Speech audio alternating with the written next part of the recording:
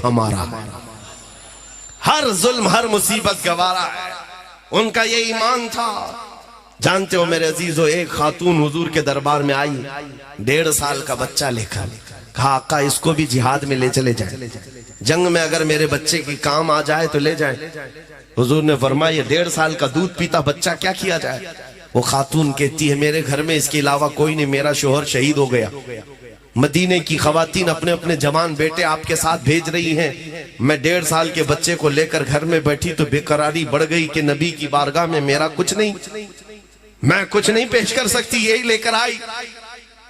फिर कहती है खातून का ईमान तो देखो, कहती है आका मुझे पता है मेरा बच्चा तीर तलवार नहीं चला सकता, आप अपने सहाबा के हाथ में दे दें, जब दुश्मनों की तरफ से तीर चले मेरा बच्चा ढाल के काम तो आ सकता है, मेरा बच्चा ढाल के काम आ सकता है। तीर आएंगे तो मेरा बच्चा अपने सीने पर लेकर आपके सहाबा की हिफाजत करेगा। मैं सोचता हूं क्या जिगरा था उन माओं के अंदर, वो कैसी फिदाई थी हुजूर के मोहब्बत में। एक खातून मैदान में आई है, ओहद के मैदान में, उसका बेटा शहीद हो गया। हुजूर से इजाजत मांगती है आका अगर आप कहें तो मैं बेटे को देखूं।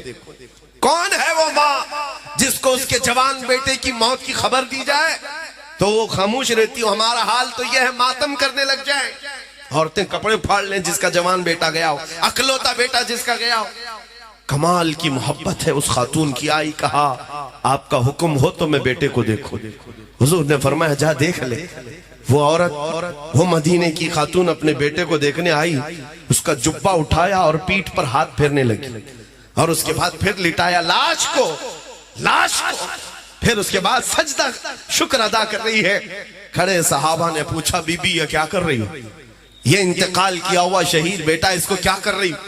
नम आंखों से आंसू पोंछते हुए खातून कहती है जब मेरा जवान, मेरा ये लाल घर से निकल रहा था तो मैंने इसको वसीयत की थी कि बेटा रसूलुल्लाह के साथ जा रहा है, अगर हालात सख्त हो गए तो हुजूर को छोड़कर भागना मत, मैदान छोड़कर भागना मत, और अगर तू भागते हुए मारा गया तो मैं अपना दूध माफ नहीं करूंगी, मैं अपना दूध नहीं माफ करूंगी। हुजूर को छोड़कर भागा तू। यहाँ औरतें तो ये कहेंगी बेटा घर में बैठ, हालात खराब है, बाहर मत जाना, बाहर मत निकलना, ऐसे हालात है, खराब है। मदीने की खातून कहती अगर हुजूर को छोड़कर आया मैं अपना दूध माफ नहीं करूंगी। फिर मैं मदीने में थी, मुझे खबर मिली ओहद के मैदान में हालात सख्त हो गए, सहाबा इकराम की शहादतें हो गई, 70 सहाबा की शहादतें हुई। हुजूर पाक सल्लल्लाहु अलैहि वसल्लम पर जालिमों ने लोहे की टोपी से मारा जिससे आपके 2 दांत मुबारक शहीद हुए। ये खातून कहती मैं बड़ी बेकरार थी, जब ओहद के मैदान में हालात बेकाबू हो गए हैं, मुसलमानों को शिकस्त हुई है, तो कहीं मेरा बेटा मैदान छोड़कर भागा तो नहीं। मैं मदीने से भागती हुई आई, लेकिन बीच रास्ते में ही मुझे खबर दी गई कि नहीं तेरा बेटा भागा नहीं, शहीद हुआ, इंतकाल कर गया। वो खातून कहती फिर भी मुझे इत्मीनान नहीं था कि कहीं भागते हुए तो नहीं मारा गया, छोड़कर जा रहा था, भागते हुए तो नहीं मारा गया। मैं मैदान में आकर सबसे पहले अपने बेटे के जुब्बे को उठाकर पीठ इसलिए सहला कर देख रही थी कि कहीं दुश्मनों ने पीछे से तीर मार करके तो नहीं इसको खत्म किया है। फिर मैंने शुक्र का सजदा इसलिए अदा किया मेरे बेटे की पीठ पर एक भी जख्म नहीं है, जितने जख्म खाया है सब सीने पर लेकर खाया है। मेरा बेटा हुजूर की मोहब्बत में शहीद हुआ है, अल्लाह का बड़ा करम एहसान है। उनका ये नारा था जान दी हुई उसी की थी, हक तो ये है कि हक अदा ना हुआ। अजीज़ान गिरामी औकात, अपना एहतिसाब करो, हमने हुजूर की मोहब्बत में क्या पेश किया है, कौन सी चीजें पेश की हैं। क्या मीलाद में एक मर्तबा झंडियां लगा देना, कुमकुमे लगा देना, लाइटिंग कर देना, या हुजूर की मोहब्बत के हक अदा करने की बात है। आज तो हम तुम्हारी गर्दनों का नजराना भी नहीं पूछ रहे, बात तो सिर्फ इतनी है कि जब कुत्ते भौंक रहे हो हुजूर की शान में और हुजूर के अखलाक को खत्म करने की बात आ रही हो, और उस वक्त हमारा नौजवान रात भर पबजी खेलता है, उस वक्त रात भर हमारा बच्चा इंटरनेट पर अपने वक्त गुजारता है, तो दर्द तो होता है मेरे अजीज, दर्द तो होता है। तुम्हारे घर को आग लगाई जा रही है और तुम मुजरे करने पर बैठे हो टिकटॉक पर। यह कैसी जिंदगी है? क्या ये जेब देता है किसी के घर से जनाजा निकल रहा हो और वो नाच गाने कर रहा हो, भंगड़े में मसरूफ हो, ये पूरी दुनिया में अखलाकी नहीं कहा जा सकता। इसलिए मैं आपसे कहता हूं, जगह जगह के थक चुके हैं तुम्हें ये हंगामे। उठो, नशाते लज्जते ख्वाबे गिरा बदल डालो। गलत रवि से मनाजिल का बौद बढ़ता है। मुसाफिरों रविशे कारवां बदल डालो। उठो, वो गर न हश्र न होगा फिर कभी। दौड़ो के जमाना चाल अपनी चल गया।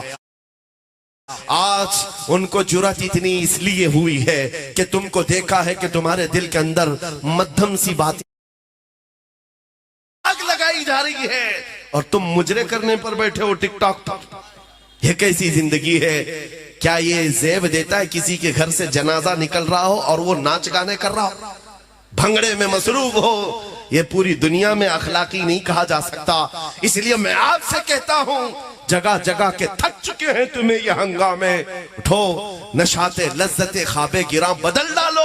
गलत रवि से मनाजिल का बौद बढ़ता है। मुसाफिरों रविशे कारवां बदल डालो। उठो, वो गर न हश्र न होगा फिर कभी। दौड़ो के जमाना चाल अपनी चल गया। आज उनको जुर्रत इतनी इसलिए हुई है कि तुमको देखा है कि तुम्हारे दिल के अंदर मध्यम सी बातें आ गई हैं। तुमने हुजूर पाक के अखलाक को अब हल्के में लेना शुरू कर दिया है।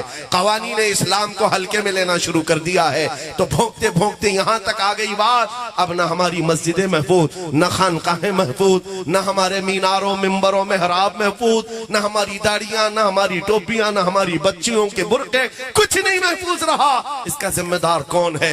तारीख तो हिंद की ये बताती है, 4 औरतें हज के लिए जा रही थी। 90 हिजरी की बात है। राजा दाबिर सिंह के गुंडों ने उन 4 औरतों को गिरफ्तार करके उनका माल लूटा था और उनको उनके साथ इस्मत दरी की थी। वो खवातीन हिंद की रहने वाली हिंदुस्तान की आवाज लगाई, कोई है हमारा भाई जो हमारी इज्जत को बचाए। अरब के तिजारत करने वाले यहाँ आए थे, उन्होंने इन औरतों की आवाज सुनी और जा करके वक्त के गवर्नर हज्जाज बिन यूसुफ के पास ये रिपोर्ट पेश कर रहे थे, हिंदुस्तान में एक राजा के गुंडों ने हज पर आने वाली औरतों को गिरफ्तार करके इज्जत लूटी है। ये सुनता हुआ एक 19 साल का जवान गुजर रहा था जिसका नाम तारीख में मोहम्मद बिन कासिम है। खड़ा हो गया, कहा लब्बैक या उख्ती, ऐ मेरी बहन मैं हाजिर हूं तेरी मोहब्बत के, तेरी इज्जत की हिफाजत के लिए। उसके बाद जानते हो इस हिंदुस्तान में सबसे पहले 10,000 का लश्कर लेकर आने वाला कोई और नहीं, 19 साल का जवान मोहम्मद बिन कासिम था। अपनी बहन की लूटी हुई इज्जत को बचाने के लिए आया था। और जब आया, आज वह इलाका सिंध में है, आते ही राजा दाबिर सिंह को उसने मुखातिब करके कहा था, छोड़ दे उन खवातीन को, पकड़ ले उन गुंडों को जिन्होंने इज्जत पर हाथ डाला है। उसको घमंड था, नशा था। राजे ने कहा, ये एक छोटा लड़का मुझे ललकार रहा है, मुझे तू जानता नहीं मेरी ताकत का हाल क्या है। मोहम्मद बिन कासिम ने कहा, अगर तुझे तेरी ताकत का नशा है तो आजा मोहम्मद अरबी के गुलाम को भी एक बार देख ले, इसलिए कि तेरी सरजमीन ने अभी देखा नहीं है नबी के गुलाम होते क्या है। फिर जंग हुई थी, पहली जंग है। 3 दिन के अंदर उस 19 साला जवान ने उसके छींटड़े उड़ाकर रख दिए थे। फौज तितर बितर हो गई। राजा दाबिर सिंह गिरफ्तार हुआ, गुंडे पकड़े गए थे। उन खवातीन की इज्जत को बचाने वाला वो जवान आजाद किया। परचम इस्लाम इस सरजमीन पर सबसे पहले लहराने वाला। मैं पूछता हूं नौजवानों, हमारी जिंदगियां 25 साल 40 साल की हो गई, हमारी बच्चियां जो इज्जत व आबरू की लुटी हुई है वो पुकारती रह गई, हमारे कानों में जूं तक नहीं रेंगती। वो दौर कैसा था? वो 4000 किलोमीटर दूर से चला आया था अपनी बहन की इज्जत की हिफाजत के लिए, और आज पड़ोस में भी लुट जाए तो तुम तो गेम खेलने में मसरूफ रहो। हालात को बदलो मेरे अजीजों। एहसास जब बेदार होता है, इनकलाब खुद ही आ जाता है, इनकलाब खुद आता है। आप अगर ये सोच रहे हो कि ये हालात अचानक बदल जाएंगे, आसमान से अबाबीलें उतर जाएंगी, जमीन फट जाएगी, उन काफिरों को निगल जाएगी, ये सब हालात कब आते हैं? जब तुम्हारा इम्तिहान होता है। अगर इम्तिहान ना लेना होता तो रसूलुल्लाह सल्लल्लाहु अलैहि वसल्लम चल करके बदर के मैदान में नहीं जाते, मदीने में बैठकर हुजूर हाथ उठाते तो अल्लाह की मदद आ जाती। जो फरिश्ते बद्र के मैदान में हुजूर की मदद के लिए उतरे, क्या वो फरिश्ते मदीने में नहीं उतर सकते थे? सहाबा कराम वहां पर मौजूद थे हुजूर के साथ। 313 को 160 किलोमीटर दूर तक चलकर क्यों जाना पड़ा?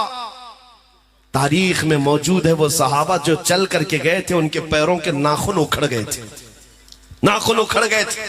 आज 1400 साल के बाद जाओ मेरे अजीजों, मदीने से बदर तक कोई पैदल चल के दिखा दे मुझे, पैरों में आबले पड़ जाएंगे। एसी बस में बैठ नहीं पाते आज लोग, और वो रसूलुल्लाह के दीवाने तपती हुई गर्म धूप में पैदल चलकर निकले थे, जिनके पास हाथी घोड़े भी नहीं थे ज्यादा, न तलवारें थी। साहबा कहते हैं ऐसी तलवारें थी जिससे सब्जी भी नहीं कटती थी, लेकिन भरोसा था अल्लाह की जात पर, नबी पाक की गुलामी में। बहुत बद्र के मैदान में पहुंचकर मेरे आका ने ये फरमाया था, साहबा तुम में से कोई लौटना चाहे तो यहाँ से लौट जाए, ये मक्का वालों का हमारा मामला है। अंसार भी आ गए थे मदीने के, तुम्हारा मामला नहीं है, तुम जा सकते हो। जानते हो एक सहाबी खड़े होते कहते हैं, या रसूल अल्लाह हम बनी इसराइल नहीं है, मूसा अलैहिस्सलाम की कौम नहीं है, हम उम्मत मोहम्मदिया, हम उम्मत मोहम्मदिया हैं। आका आप तो मदीने से बदर तक ले आए, अगर आप यमन तक भी ले जाते तो हम पीछे मुड़कर नहीं देखते।